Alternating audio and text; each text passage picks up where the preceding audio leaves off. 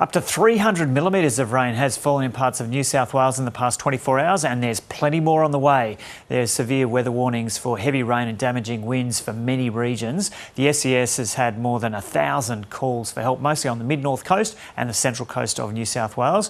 Reporter Claudia Jambor joins us now from Coffs Harbour. Claudia, g'day. So what's the weather like there right now? Well, as you can see, Joe, these dangerous winds are really getting up, and the surf, as you can probably see behind me, is extremely hazardous. So we're expecting winds of up to 90 kilometres an hour across the mid-north coast as this coastal trough tracks south towards Sydney.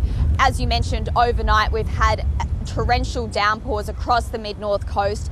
One of our listeners here at ABC Radio in Coffs Harbour recorded 254 millimetres in the rain gauge at Southwest Rocks. So extraordinary rainfall here overnight. 77 calls to the SES for help overnight.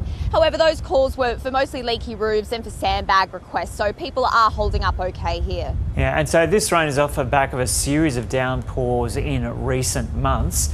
So how bad is it expected to get?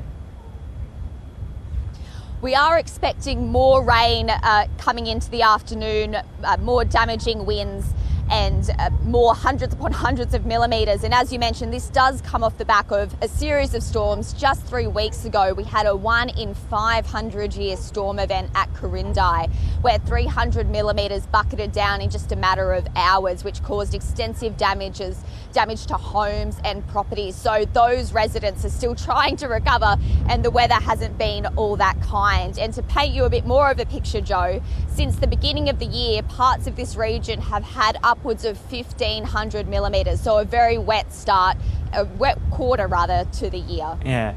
And Claudia, I know Sydney is expecting up around 200 mils over the next couple of days. What's the forecast for the region that you're in there?